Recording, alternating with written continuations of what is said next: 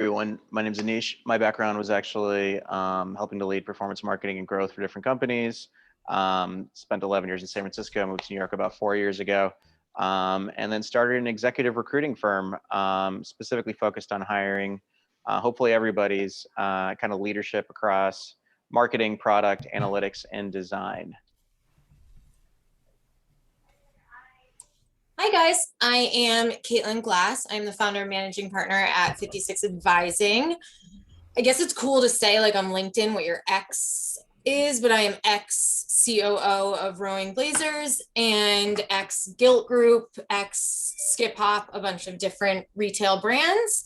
My focus over the last decade has been really in e-com and digital transformation. Hey everyone, I'm Matt, co-founder and CEO of Wandering Bear Coffee. We are a brand of cold brew iced coffee, also make other extra strong coffee products. And these days sell a lot of them on the internet. Prior to COVID, more than 80% of our business was wholesale. Today, more than 80% of our business is e-commerce. So this balance and dance is one that's pretty near and dear to us, and excited to chat today. Hi, I'm Hillary Jensen. I am the founder of Obi, Digital Pet Health and Wellness. And we are primarily direct-to-consumer, but have sold on Amazon and Chewy, which is our wholesale channel. And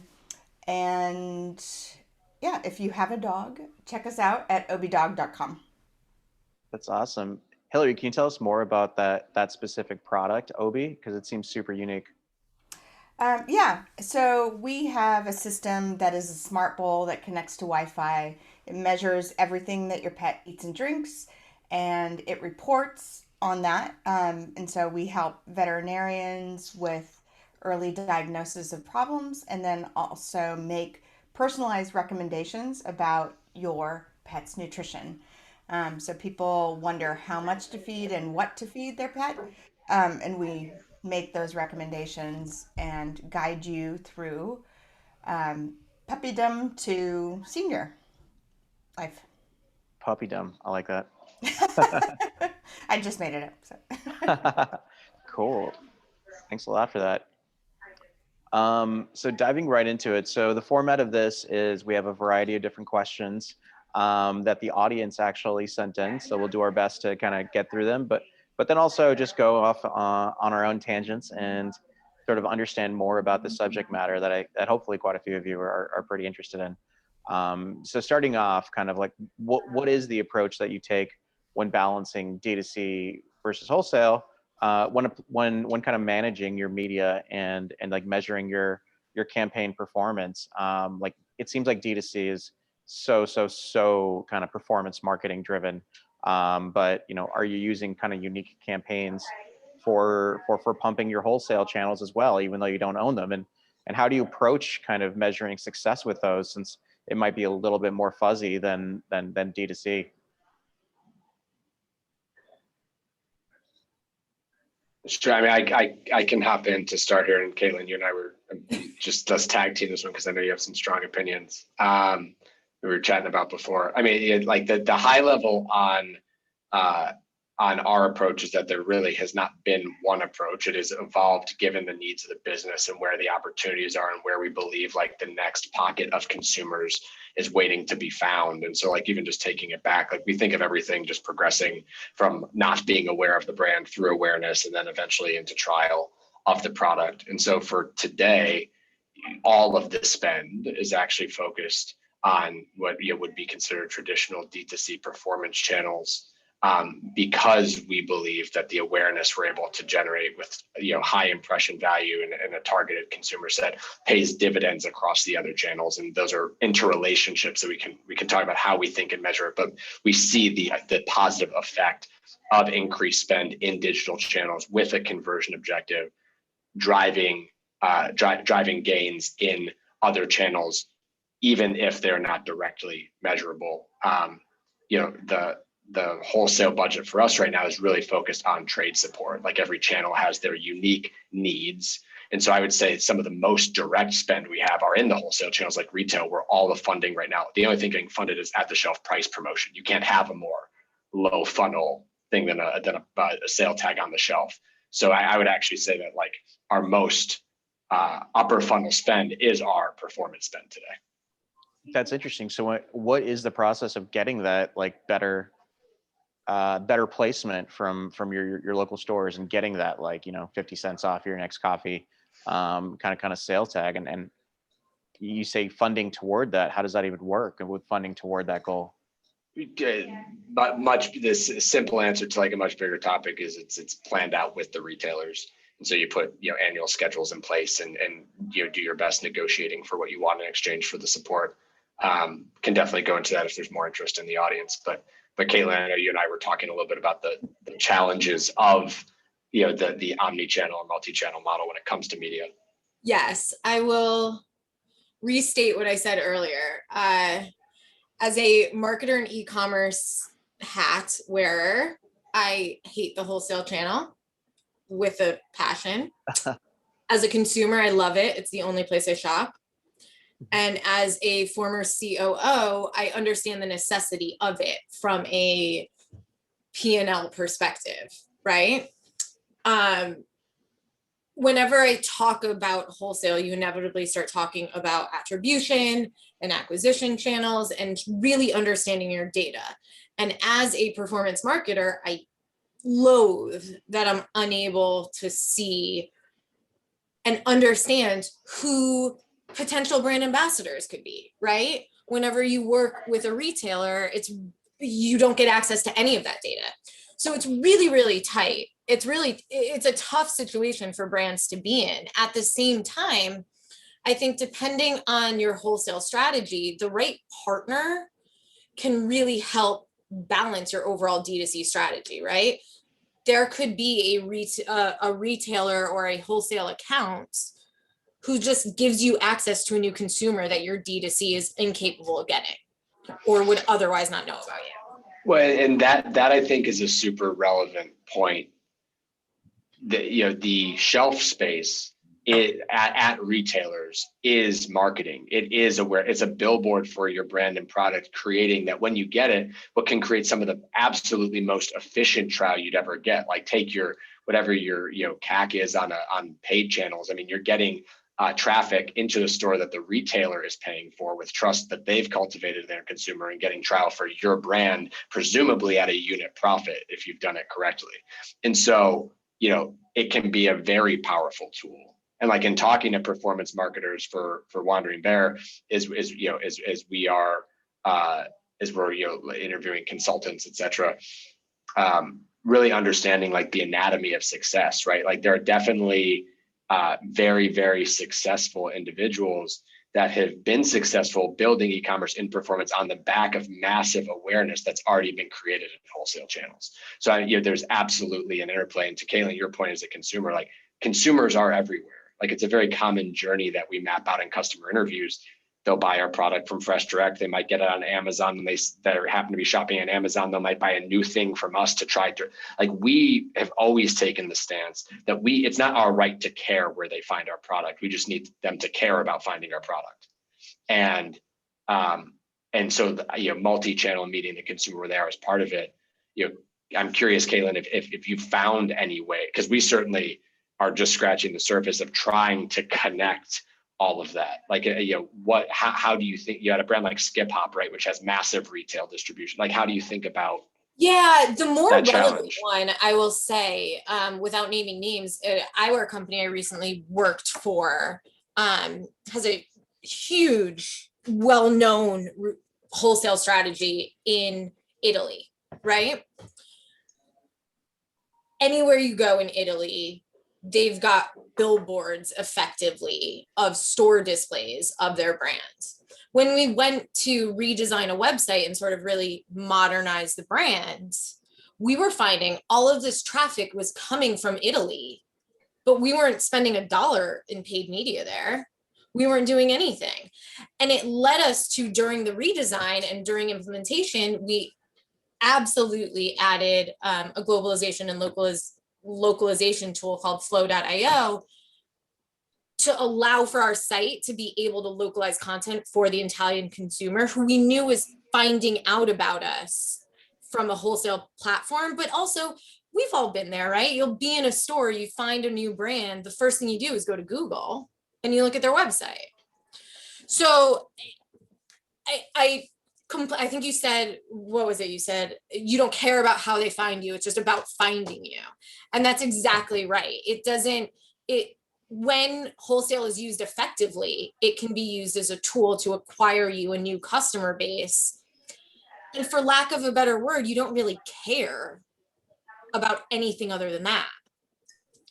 That makes a lot of sense. And I've heard from other DTC and e-commerce brands that really feel like DTC and e-commerce happens to be their largest kind of like incremental growth opportunity and sort of vertical, that they think of setting up retail shops and selling it a wholesale, not really even as necessarily a margin driver, but like, hey, if we just break even across the wholesale and retail channel, we're getting a ton of free advertising. And that's even the driver to sort of have like the physical locations in like an expensive place like a Williamsburg or a Soho. And which is fascinating to me, but it makes a ton of sense if you can just break even on that. And all, you definitely have to spend quite a bit for performance marketing, paid social, paid search budgets. Although it sounds like a pretty heavy lift for free advertising as well, or for break even advertising. Yeah, I mean, I think with wholesale channels, they have their own kind of profit dynamics. I think the key is figuring out how to scale and get to scale profitably. I think you do also see the reverse, right, where a lot of digitally native brands go into wholesale to achieve those next levels of scale, where they hit the top of the addressable market for however many people are going to buy a mattress online. Right, mm-hmm. Thinking of like all of the mattress examples that have done that, or will buy a razor online. Like looking at the massive retail deals brands like Harry's have struck with Walmart and Target. Very what I would assume is very profitably and successfully. Mm-hmm. But yeah, there's another lens on it too that I think is important, which is just like, how's the business overall doing? Right, like there is a media budget, there is growth, there is profit and investment, and like at the end of the day, you can get very concerned. And I think it's important to get concerned at certain levels of scale with incrementality, and making sure that you're double paying for customer acquisition or just flushing marketing dollars down the toilet. But at the same time, like, if you're spending a sum and it's getting you the returns you want across channels, something is working. Right. And so, we definitely see, it is intuitive to us that spending in performance channels with a conversion objective for our direct site would naturally benefit Amazon, or Amazon listings, when 80+% of American households have Prime accounts now. Mm-hmm. Right? Like there's going to be leakage, and we have to be okay with that. And we are. Okay, that makes a lot of sense. And like even running through a specific example. So I live in Williamsburg, and I think a few blocks away from me, I actually saw like the Rolling Blazers like Popup in, I don't know what you'd call it, but it was sort of like that like multi pop-up store kind of thing. I forget what it was called. But like what, and then I remember seeing the Rolling Blazers section. It was like maybe 3 racks of clothing on there. What's the thought process when you're approaching that and you're planning for it ahead of time? Is it in and of itself, these 3 racks are driving as much visibility and sales in and of itself with all things not considered, or hey, this is actually an awareness play? I mean, I'm guessing it's some of both, but that you want influencers to take pictures and try it on, and like how do you merge all those different areas? I'd love to know like your thought process when you were kind of pulling that out and strategizing for it. Yeah, I mean, I will say very transparently, I came in when that was already in existence. Uh-huh. So short of moving out of there during a global pandemic, I didn't have too much involvement in the strategy behind that in general. But you bring up a good point of, in general, this pop-up model, right? Take like the Warby example down in Woodwood. In Miami, they started as a pop-up. It's become a full-fledged store, right? I think these pop-ups, we all have seen the articles about mall leases are gone to the wayside, but these pop-up models really help you make this quick little blip in awareness, get your name in front of people in a significant way. And then hopefully you can then retarget those people or show them digital ads for the months to follow to keep them in your funnel, right? The eyewear brand I mentioned earlier did a very successful one of these back when events were a thing out in Montauk a few summers ago. And it was a way of just driving acquisition for customers and sort of seeing that, hey, we're here. It's a much scaled down, pared down assortment. But it's another acquisition channel, really. What is the ROI math on activations like that? I mean, are you managing it for like standalone profit the way you would a store? Is it like, I mean no. Personally, the brands I've always worked for have been small enough to where there isn't too significant ROI math that goes into it, to be honest, right? It's because it's an awareness, it's part of it, but it's not coming out of your performance budget. It's coming out of a brand budget. We would never take it out of our performance budget. Typically it comes out of our brand marketing or our wholesale budget. I'm sure when you're a D2C darling like a Warby, that math gets very complicated and a lot of thought goes into it. For smaller brands, and keep in mind, I've always worked for companies that are less than, Gilt was the largest at 300 people, right? It's more of just, hey, how much is this going to cost? Is it cheaper than a billboard, right? And like, not that specific, but in those same veins of like, okay, well, what's the opportunity cost if we do this? Or what can we do to get more awareness this way? More of those trade marketing tactics I find for smaller brands are just all about awareness, and profit, it just comes secondary. Okay, makes a lot of sense. So if you were to kind of speak back to that one example, it's like you're taking a shot, it's awareness, it's brand building, and it's getting in front of the right people. And you're okay with at certain points, you can't perfectly attribute back the math in some aspects. And maybe it's a low pull as well. Doing a pop-up, you're not investing really in long-term leases or anything like that. You're investing like, hey, I'll rent out this space for 3 to 6 months. So you're just kind of living with that. Yeah. That makes a lot of sense. And I guess that even speaks to like, what is the difference between a pop-up, which is meant for, as you mentioned, kind of get the brand in front of people, take a shot, versus like going all in like a Warby and, taking, a very large real estate investment in a place like Linwood, which is, obviously not cheap. And like having that like, hey, I know if I ever need a pair of glasses, I can go there and that store is going to be there, ostensibly forever. Yeah, it's interesting. I feel like something like glasses are such a personal purchase that you need to see them on your face before you buy them a lot of times. That dichotomy of being in wholesale accounts just so that people can access your goods versus taking a risk for something online has come into focus in the past few years, especially with the rapid growth of Warby. Mm-hmm. For apparel brands I've worked with in the past, it's a little bit different, right? Specifically different price points.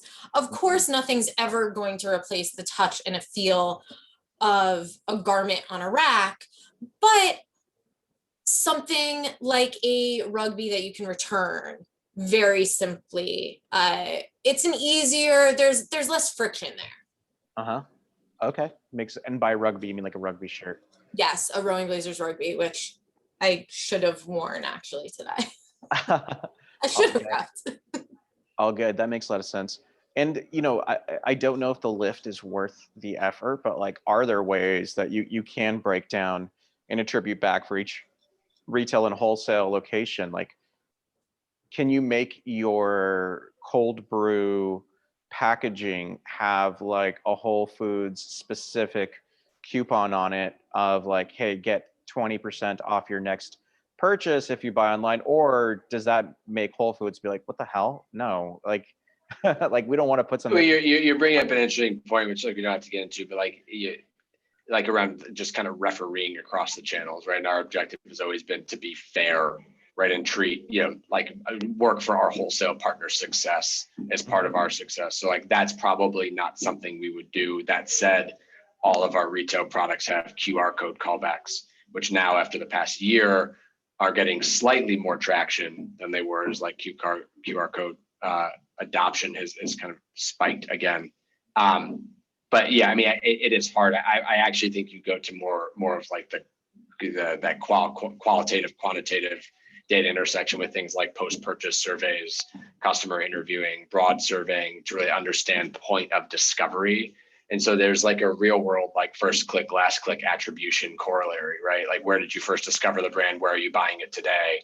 And mapping that journey through interviewing and through other tactics like the post-purchase survey on our site are one way to understand where and how folks are discovering us and how that's trending over time. Awesome. Grace, you want to jump on the next question? What industries benefit more from higher D2C investment versus wholesale and vice versa? I think Katelyn, you touched upon that a little bit in terms of like certain products you need to like try on and look and feel, look at yourself in the mirror. I'm curious other industries that you folks have learned do and maybe do not need as much of that wholesale kind of investment. Yeah, I will preface this by saying I am a founder of a consulting firm that focuses on e-commerce expansion and digital transformation. So if anyone needs help, contact me, but also I love e-commerce and D2C investment. I think that's where all of your money should go. But I will say, and to quote the president of R&Co, which is a hair care brand, I heard him speak at a conference a few years ago now at this point, and it's really stuck with me. And I've used it for eyewear too. Until your computer can grow arms and cut your hair for you, you're still going to have to go into a salon and get your hair cut, right? And they're going to show you products and get you to try on different things and get you in front of brands that you may never heard of, right? So there are some industries where just wholesale and that in-person touch are never going to go away. For eyewear, right? You have to go into a retail store to get your eyes checked, to get a prescription, to then buy your eyeglasses. Mm-hmm. People have tried to do the telehealth thing and the telemed, but it doesn't really pan out and it's not the same experience, right? And you could say that in apparel and retail too, right? The same experience you get from buying a luxury good online is different than when you walk in to a retail shop and they give you the white gloves treatment and sit you down and give you a glass of champagne, right? You don't get that experience from online. I think a lot of wholesale and store experiences are really always going to be relevant that way. Yeah, and I think with respect to the question about like who benefits from investment in e-commerce, D2C being a component of that. I think if you think about like consumer goods industries like food, right? Because e-commerce can mean a lot of things. It can mean Thrive and Fresh Direct and Amazon and Instacart. I think you'd be hard pressed to find a brand today that isn't prioritized after this past year, that isn't prioritizing e-commerce chops internally and as a skill set. And so, I think there are two dynamics, for younger brands and for us, right, that drove our decision matrix with respect to kind of balancing wholesale and D2C. One is, what is the adoption of e-commerce in the category itself, right? Prior to COVID, food and beverage was less than 5%. It was between 3 and 4% in the US. Last year, it was over 10. Right, so that's a huge gain that makes it, for food and beverage in particular, like the area we care about, massively more interesting. But the other is, how specific is your consumer? How targeted, how niche is the consumer group you're targeting? we might be as a coffee brand less niche than Rowing Blazers as kind of like an upscale preppy brand that's in a high D2C penetrated category with very Instagrammable, high variety of they're different dynamics, right? And so I think for us, because coffee consumption is so broad, just using us as the example, and that consumers in so many places fill in the basket, it has a fit across both. So we have a first in our event history. One person was scheduled to leave early, and another is having connection issues. So we are 4 down to 2. A fireside chat between Anish and Matt. Exactly. Tell me about your childhood here. I want to bring it all out. Cool. So one thing that I was kind of curious about when I hear about like wholesale versus D2C is like I've actually even never gotten a perfect explanation of like what is wholesale defined as. Does that just mean you're selling product in mass, or is it a lot more complex than that? Specifically means you're selling product for resale. So you're selling product to someone who is going to resell your product to their customer. Okay. Your customer is the retailer. Makes sense. And it gets even more complex because especially for a product that's food and beverage like yours, there's another intermediary as well, which is like the distributors, right? Correct. Yeah. And I was ribbing Matt about this earlier. The last call I had with him was that I love the Wandering Bear product, and I used to have direct access from it because we used to work in the same co-working space. So I got to try it a lot. I got to drink it a lot, and I think it's the strongest cold brew out there. So it definitely gets me zooming more than the other competitive products.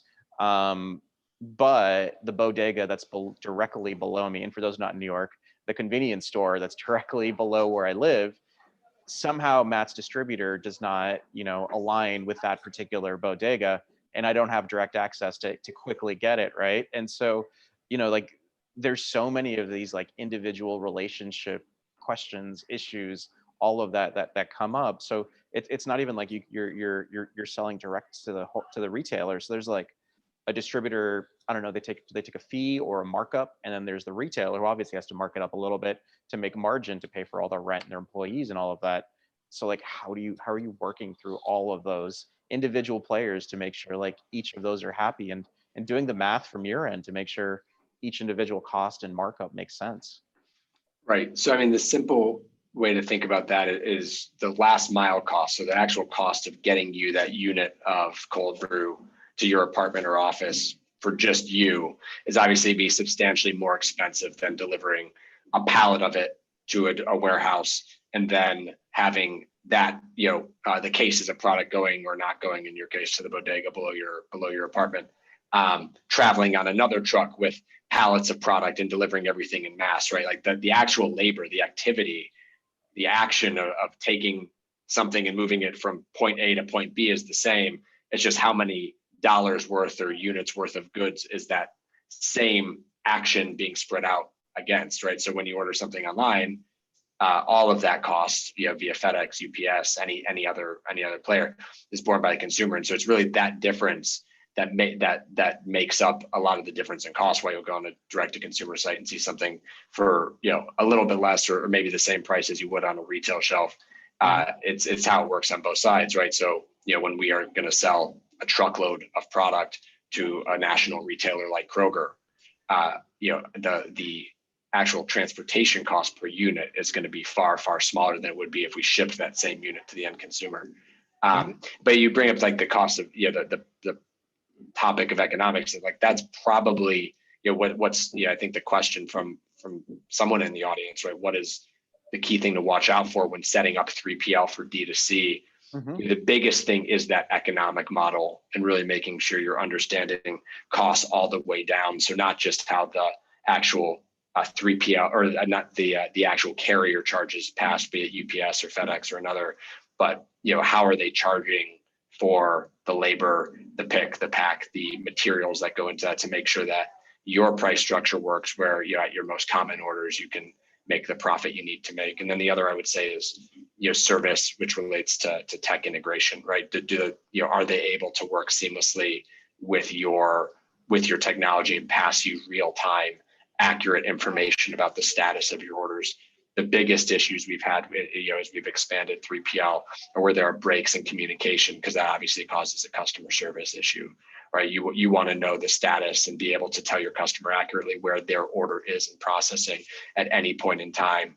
And hopefully that shouldn't involve picking up a phone to call somebody at the warehouse to ask the question. Interesting. So the technology just doesn't take care of that for you, where you just can quickly get. No, it should. No, it should. But a lot of people can pack boxes and apply FedEx labels, and some of the warehouses operate on either older technology or technology that doesn't, or haven't adopted some of the middlewares, like a ship station or a ship bob, to make the communication easy. Okay. And so to answer this question from your end, one of the biggest key things to watch out for is you still have to be on top of communication and be talking to people and understand from human communication where things fall off, because that could be a big problem. Yeah, I mean, and the more complex your product is, the more that becomes important. Luckily, we relatively simple in terms, very few orders really require any sort of customization or anything that's not, a standard top, 4 or 5 product pick. But like if you take the other extreme, like the meal kit companies, they built their own fulfillment warehouses because there's no 3PLs, now there are, but at the inception of the Blue Aprons and the Plateds, there was no one they could go to that would be willing or capable at that time of handling that level of customization and specificity. Makes a lot of sense. And when COVID hit, was it pretty hard to get the production? I know a lot of other DTC companies, particularly ones that ran their own factories, kind of had a lot of issues getting employees in safely, all of that. Now, was that reduced a little bit in the sense that you use a third party to do that instead of owning, or just the same because they have their own employee issues to deal with? It's really just a shift from stress on our first party stress to just empathetic stress, for the third parties. I mean, we were really, really lucky with respect to this part of our business during COVID. I mean, it was kind of that intersection of preparation and then just really good fortune in the context of a really bad situation that we had set up the 3PL supply chain at a national level already, both Amazon and then our own kind of mirror fulfillment network. And so we didn't have to go out and bring on any new partners to be able to ramp up the direct to consumer part of our business during COVID. It was just a matter of, luckily them often being staffed in less dense population areas. Like our New York warehouse was the only one that during the peak of it was really affected by COVID itself. And then just a matter of ramping up volume. So we were fortunate from that perspective.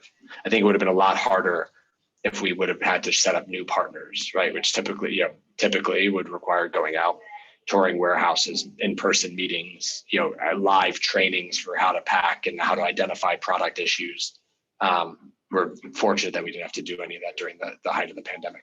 Is that because everyone was already trained? Correct. Okay, amazing. Yeah, so I used to work at a company called Snapfish that sold photo products. Our biggest competitor was a company called Shutterfly, which also sold photo products, still does. Both companies are still around. They were, maybe about 2 to 3x the size of us in revenue. And in order to get their margins in a better place, Shutterfly actually created their own factories and facilities. And we were 100% working with a third party to do every single piece of every single tiny photo print that went out. Honestly, it was so great because we knew that third party, let's say a photo print cost 3 cents, we sold it for 9 cents.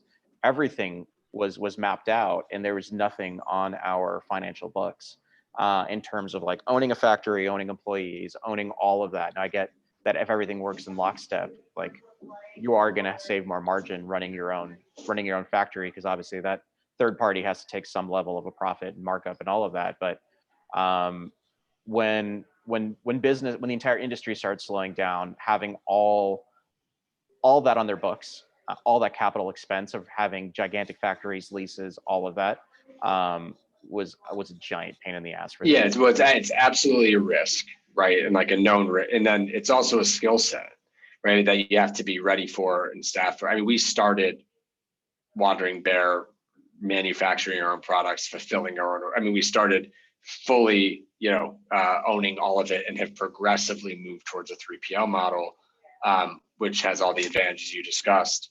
But the core of it was that, our greatest skill was not in that part of the business. And so we could choose to invest to build it, or we could choose to pay a little bit more to piggyback off of the skills of others, which is the direction we went.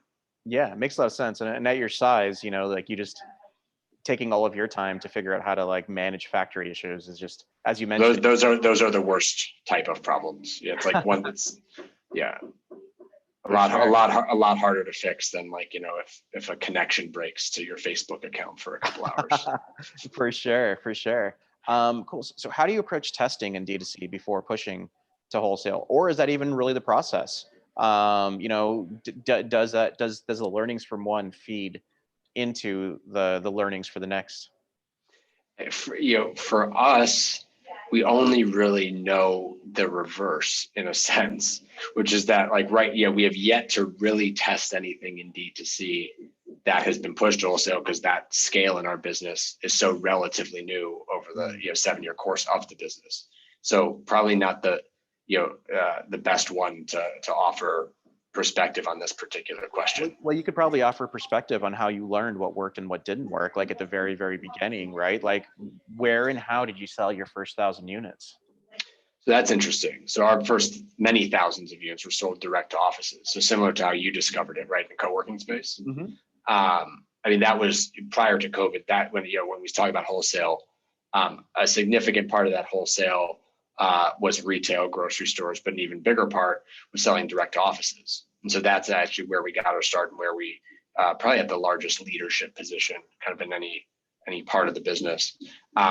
What is interesting, I guess they're not necessarily testing, but the products that were our best sellers in that channel are also the best sellers direct to consumer, right? So it's the large format multi-serves, again, like the coffee on tap boxes that you're familiar with from the co-working space.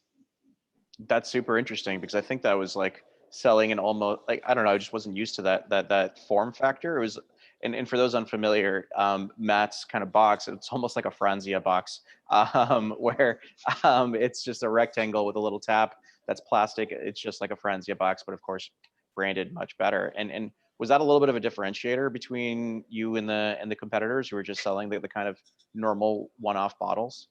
Yeah, I mean, form factor has been, there've always been two differentiators. It's like the product itself, the packaging it's in, and now the way that we're selling it. Now that we're really focused on the digital experience and making sure that's as seamless and as engaging and low touch as possible.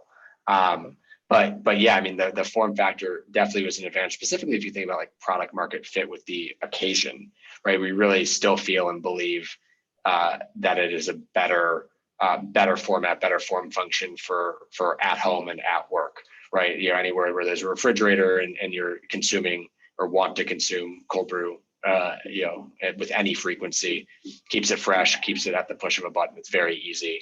And so yeah, I mean, I think that has made the transition to e-commerce, with everyone being at home and working from home, I think particularly strong fit for us. Awesome. Thanks for that. Was there any anecdotes or stories of like, okay, early on when you were doing more of that almost like door-to-door kind of sales from each like physical location to the next, offices, co-working spaces, where you learned, oh, hey, there's this thing that happened that didn't work, that like maybe a sales pitch that like, oh, well, that didn't resonate. And then you learned to refine it, or product, specificity, like, oh, hey, we tried this and people weren't receptive and we switched it. And then, oh, they're a little bit more receptive. And I can imagine that being super helpful before you scale, if you learn some of that early on. Yeah, I mean, it's kind of like a recent one versus an early on. Something we had always struggled with that core product line that we're just talking about was flavors. It doesn't really, and it doesn't really, hasn't really even changed today in wholesale. Like if you look at a lot of our wholesale partners, the difference between the amount they'll sell of like the core black coffee unflavored product and the amount they'll sell of, say, our vanilla or our hazelnut is like a massive difference. And on our website, prior to relaunching and refocusing around the DTC strategy, that was the case as well. The black coffee was dominant, and the product pages for the other flavors were getting no love. When we relaunched, we combined all of the flavors for that size onto one product page, which, like, obviously to folks in e-commerce, it's pretty intuitive. But with the surge of traffic to that product page, all of a sudden the sales and popularity of those flavored products skyrocketed in a way that, like, I mean, we were, heading into the pandemic considering whether or not to discontinue those product lines because the minimum run sizes that we're doing to produce them were barely getting justified with the demand. Now there are, second, third best-selling products, all just through a UX change, which is the type of thing we never would have discovered. We thought the products were not successful, and the reality is they just had no awareness. And so, simple UX change changed the story of those lines for forever. So that's interesting. So if you would have just listened to like the immediate feedback that you thought you were getting when you were doing more of that, like when you're doing just smaller volume and seeing like, oh wait, everyone just wants the black, forget it, drop everything else, you would have not known. So it's almost that's like the challenge with the wholesale demand signal, right? Like you get, large purchase orders from wholesale accounts and you fill them and you assume that is correlated to demand, which it is, but you don't have the ability to fix other things further up in the funnel, awareness, visibility, merchandising, like you do when you control your own store experience, to really understand where the problem lies. And for that, it wasn't that people didn't want flavors in large format. They just weren't aware that flavors in large format existed. Because the distributors only put like your black coffee on the shelf. Well, I think the core truth is that still, when you're buying 16 or 21 servings of coffee at a time, like the largest market for that type of product wants black coffee. Like I still think that is true. The unlock was really in combining the product pages so that when they're looking and seeing the black product that they probably thought they wanted, they also now see the other options. A meaningful percentage defer and end up buying, a flavor of vanilla, for example, even on first purchase, other than the black. So I love that. And I think you speak to a point that like with digital and with e-commerce, you can rapidly test and learn much more than wholesale. So with that knowledge now, are you going to push your wholesalers and show them like, hey, look, actually like. Yeah, exactly. That's exactly it. I mean, it's a very powerful data story and wholesale buyers love to hear it, especially when you can help discuss and bring insights about who their consumer might be for your product that help them, ultimately make more money pushing your brand. Interesting. Has that worked? Have you gone back to them and said, hey, look, French vanilla, hazelnut is solid? Yeah, I mean, it's the reason why it's on some of the others. Yeah, totally. It does. It's a powerful part of the conversation. That's awesome. Jump to the next one, Grace. What comes to mind when thinking about marketplaces, drop shipping, and consignment opportunities? Is this relevant for you? I mean, we are a marketplace seller on Amazon, right? And until this past month, Amazon was the largest channel in our business. Now our direct site has eclipsed that. I think sorry, go ahead. Do you think through the cannibalization there a lot, or it goes back to like the wholesale channel conversation. It is going to be there as part of the consumer. Amazon will be there as part of the consumer journey, whether you like it or not. So, and there are absolutely brands, and you can make the case for good reason, that have specifically stayed off of Amazon because they want to force their consumer to enter through the direct experience up until some point, right? Now, for us, that was off the table because direct to consumer was the most recent part of the business to be built. So that all wholesale and Amazon existed as a happy ecosystem prior to the surge in the direct business. So what comes to mind when I think about marketplaces, it's just the economics. Marketplaces need to be profitable for you. You need to figure out how to support them and hopefully grow them in a way where they're not consuming more resources than they're able to generate. And that's true. That's our philosophy for Amazon in particular. Have been working over the past year to get it to that point. Yeah, that's interesting. And it's also an opposite to obviously a lot of D2C companies who flat out say, no, like I get the Amazon is a great marketing channel and, everyone has Amazon Prime, as you mentioned earlier. And, it's really powerful for someone to open their Prime app and just see your product right there when they search for cold brew. But then they also say on the other end, like, we get to do much more intensive retention campaigns, keep the consumer, run referral programs, whatever else on there. And the price we pay to Facebook and Google for all of our ads is worth the trade-off, so we can focus on retention. But it's an interesting trade-off, like which I don't have a great answer to. But have you thought about that a little bit more, or you're just like, no, look, Amazon's such a powerful channel, like we're sticking with it? I mean, yeah, I don't see a scenario where we go back from like a dual focus on both, and it comes down again. It's it's kind of taking that empathetic consumer lens and trying to meet them where they are.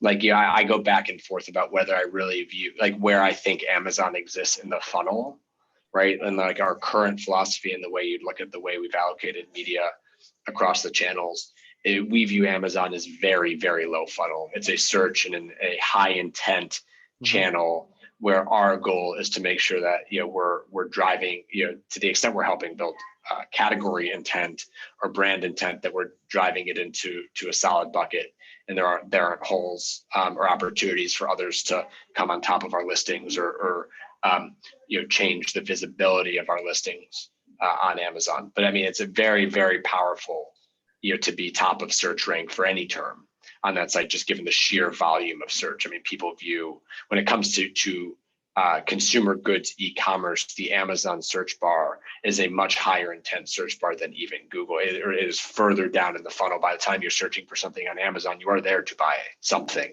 in the category or that brand. So that is very, very powerful, and I think it can be a real asset if managed well to consumer brands. Makes a lot of sense. Did COVID specifically affect your sort of distribution mix at all when thinking through it, or no? Just sort of like, look, this was a situation that we'll move on from. But did you consider switching your distribution mix at all? I mean, this kind of goes back to the timing. It fundamentally changed our business. So kind of over. I think when we look at it and do a like for like mapping, we replaced about 80% of our sales last year through channel shifting, a shift from one to the next. Our office business, for example, which was the biggest part of our business, is still close to, is now like 95%. I mean, it's barely there.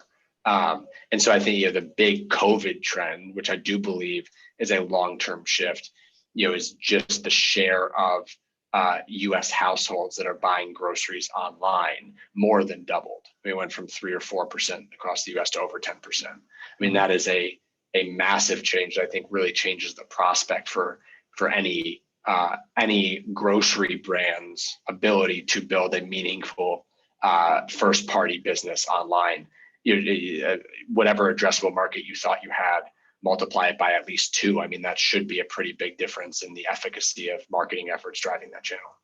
Makes a lot of sense, especially since you had so much early business through offices, and it's not something you can count on these days. Cool. Jump to the next one.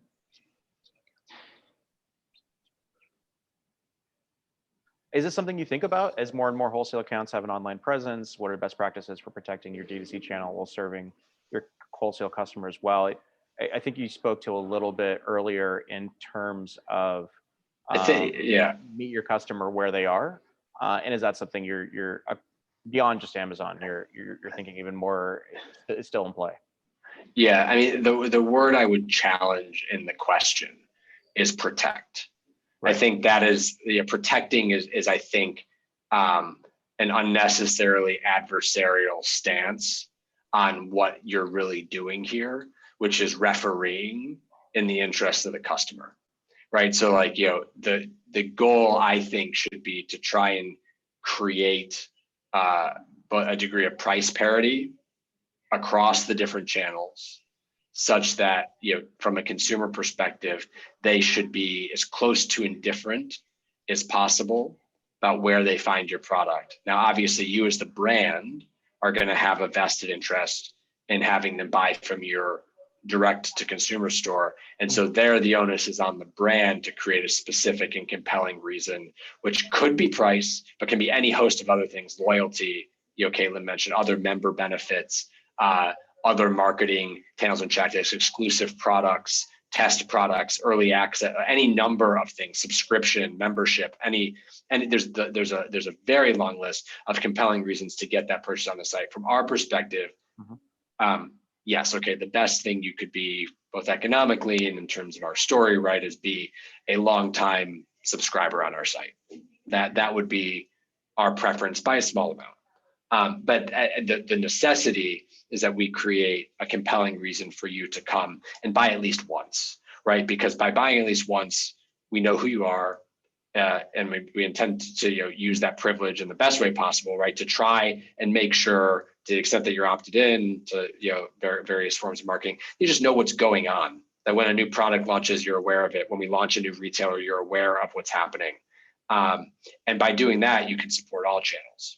And so I think even there's even a wholesale benefit to the fact that they've cheated on wholesale for even one purchase and come over to the direct site. So I think it really is about the brand viewing themselves as both a referee and advocate for the consumer. Okay, that makes a lot of sense. And if you do price your product like $1 or $2 cheaper on your website versus wholesale, do you foresee some issues there with the distributor, with the relationship, with them being like, You absolutely, I mean, two things. You should absolutely be ready for that conversation if you're going to do that. There's been that's not the first time I've used the referee analogy, and it's worked very well in the wholesale. Because we can say it with credibility and prove both with the trade marketing dollars and the performance of the business on the whole with the wholesale accounts that what we are doing is working in everyone's interest, right? It is growing their pie as well as ours. To the Amazon point, you have to be very careful. If you underprice Amazon, they'll shut down your listing. Simple as that, right? That their rules for being a marketplace seller is that your listing has to have the lowest price on the internet. It doesn't have to be lower; it just has to be the lowest. And so that is for a business like us a risk that we're obviously keenly aware of, and why we wouldn't wouldn't engage in that type of competition with the Amazon beast. Amazing. I really appreciate your time here. Thanks a lot. Thanks for sticking with us.